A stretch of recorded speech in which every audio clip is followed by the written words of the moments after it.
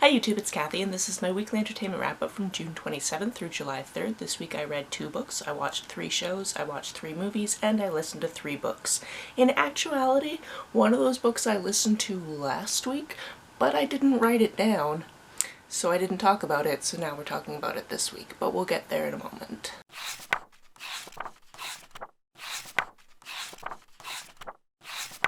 First book I finished this week was There's Magic Between Us. I believe this actually comes out this week. This book centers a girl named Lydia who is from a big city but is visiting her grandmother in a very small town, and she knows there's going to be some tension because obviously her mother, who is a single parent, is also from this small town, and they look down on her because her mother got pregnant at a young age. Lydia's been told she's not allowed to start any fights, but she definitely finishes some when people try to come for her mom. There's not a lot to do in this town, so when Grandma's having a nap one day, Lydia wanders into the woods and finds this really pretty girl named Eden. In the midst of her having some Is She Sapphic 2 panic, she also finds out that there's magic in the world, and Eden is actually on a quest to gather some magical items to create one big magical item that she needs. Figuring there's not much else to do this week, Lydia decides to join her and shenanigans ensue. This was cute and sweet. It had a couple of twists to it, which I appreciated but could also see coming. And all in all, I had a good time following this magic adventure. Next, we have a short story collection called Everyone on the Moon is Essential. I picked this up based on the title alone because that is a fantastic title, and I thought this was going to be a collection of short stories about people living on the moon and how they were all essential to society.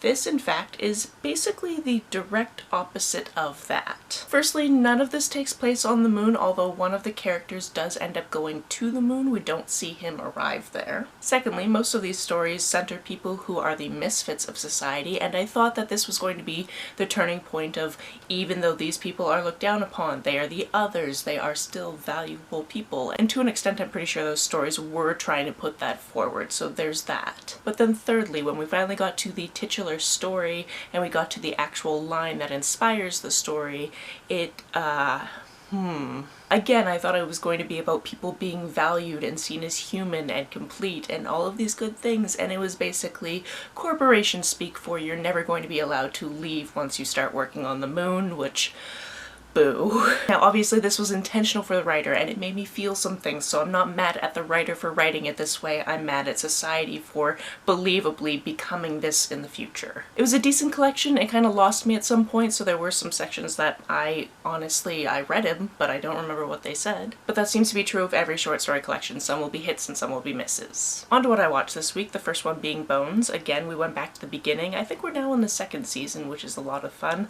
Their voices are still very different than the end of the season, but their characters are coming more and more together. Additionally, I recently watched an article because apparently Google knows that I'm watching Bones, so it sends me all these articles about Bones every once in a while on my phone. And although it's never directly addressed in the show, Brennan was meant to be on the autism spectrum. This was something that came directly from the series creator, and there was some talk about whether or not they'd be able to do it on network television because the rules are a little bit different and all of these different things. So take it with a grain of salt because it was never actually a part of the show, but it was interesting to see that that was an inspiration that was taken into the character, because I a few times had questions as to if that was the case, and then also whether or not it was good representation, because I don't know. We also finished the 5th season of The Expanse, and okay, yeah, the band got back together again in the very last episode. Almost. Additionally, my roommate has read the books, so when we got to the end of this season, I'm going to be very vague, so there won't be major spoilers, but there was a character death that she, in particular, got very angry over because she was like, that didn't happen in the books. And from that, I wondered if there were problems with that specific actor and they needed to get that actor off the show, and that was the case. So that explains why that character wasn't given a very big send-off in the show, because the actor themselves didn't deserve it. So don't know what that means for the plot going forward, because obviously it was written in a different way and then the actor messed it up, but we'll see when we see. The other show I watched this week was this week's episode of RuPaul's Drag Race All-Stars. This is always a fun time because everybody is back, they've done these things before.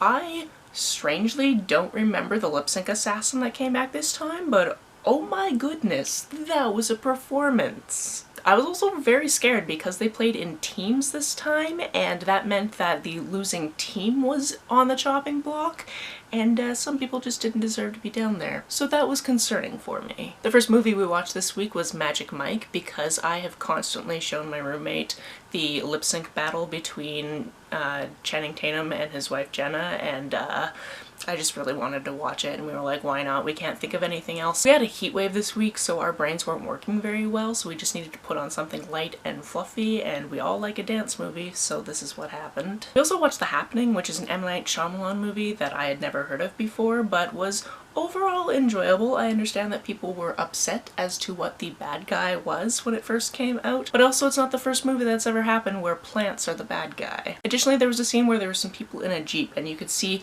the character that you know in the scene right here, and then you could see the eyes, just the eyes of the person driving the Jeep in the rear view mirror, because the camera was kind of in the back seat of the Jeep, and I went, oh my god, that's Brian O'Halloran.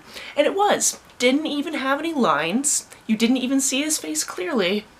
But for whatever reason, I know exactly what his eyes look like, because I guess I watch Clerks, and especially Clerks 2, because I watched that like every week for a year in Ireland. So I know what he looks like well enough that I picked him out immediately, which was weird. Also, and I felt this was quite fitting given our heat wave, we watched In the Heights. I said out loud that this was the musical that Lin-Manuel Miranda made before he made Hamilton. And then it started, and then Chad's like, wait, is this a musical? Aww. And I was like, I told you, so it's your own fault for not listening to me. I had heard all of this music before, so I knew I was going to enjoy it. It is very enjoyable. A lot of what happens with the cinematography is very interesting. I loved seeing the little cameos. I loved seeing all of these actors I've seen in various different things come together for it. It's a wonderful story about community and family, and I just very much enjoyed it. On to the books that I listened to this week, and also the one that I forgot to write down last week, which was The Passing Playbook. This book is about Spencer, and he's just changed schools because he had some threats at his old school to do with the fact that he's trans, so he's decided to be stealth in his new school. His parents are mainly concerned for his safety, so when he asks them if he can join the soccer team because he loved to play soccer at his old school, they're like, no, maybe we'll get you into a co-ed league sometime outside of school, but it was probably not safe if you join the boys soccer team, so just no. And he joins in secret because screw that. This book is obviously very timely, especially with all of the bills that are being passed in the United States about whether or not trans kids can play the sports that they should be playing based on their actual gender as opposed to the sex that they were assigned at birth. This even discusses some of that controversy. This book is also nuanced in that it has several side characters who are also queer and going through their own things, so I very much appreciated it for that. Next we have Ace of Spades, which is a standalone contemporary thriller that I absolutely adored. This one takes place primarily at an elite private school, and we have two point of view characters. The first one is Devon. He got into the school based on his grades and scholarships. The second one is Chiamaka. Her family is wealthy and she is there to status climb. Despite being the only two people of color in their school, they've never really crossed paths until a twist of fate on the first day of their second year brings them closer together. However, they spend the majority of this book separate, and I actually really liked that. I liked that we didn't know if we were going to get them interacting at all. Something that starts happening this year is that somebody named Aces is spilling people's secrets via mass text to the entire student body. This isn't great because there are definitely skeletons in the closets of these two characters, and they seem to be targeted pretty hard. It's mostly them and a couple of other people, and the weird thing is they only have one person in common, and that's a mutual ex-boyfriend. I thought this book was great. It was gripping. I wanted to know who was in on it. I wanted to know what was happening. I wanted to know what was going to happen when they figured it out. I wanted to know everything. It was wonderful. I really highly recommend this one. The other book I listened to this week was Children of the Land. This is a memoir about an immigrant to the United States from Mexico and his family and visas and trying to stay in the country and who got deported and how they tried to get them back and all of these things about growing up in America when you're undocumented. What I liked about this one is it kind of meandered around the timeline, and we would get pieces of the past as well as more contemporary ideas and then what was happening with different members of the family. One of the things about the audiobook is the way that the narrator talked sometimes and how the sound production was done, you wouldn't necessarily understand that a section of the book had ended and the next section would start really, really quickly, and I felt that if that had been fixed, it would have been a slightly better listening experience. Also, this is a case where the memoir is not read by the author, which I can't fault it for. There's probably a very good reason for that, but I just wanted to mention that because I often talk about memoirs that are read by their authors. This one definitely concerns generational trauma and abuse and fear for your life, so go into it knowing that, and if you can handle that, it's definitely worth the read. That's it for this week. If you've read, watched, or listened to any of these, let me know about it down in the comments below. On the way down to the comments, if you hit that subscribe button, that would be very nice of you. If you don't feel like leaving a comment but want to make sure that I know you were here, just leave me an emoji or a smiley face if you're on your computer. Some people have asked if there's a way to financially support this channel, so I set up a Ko-fi account, which is a digital tipping service. The link for that is down below, as well as the link to my PayPal and my Amazon wishlist in case you would like to buy me a book. You can like and share this as you see fit, and I will see you very soon. Bye!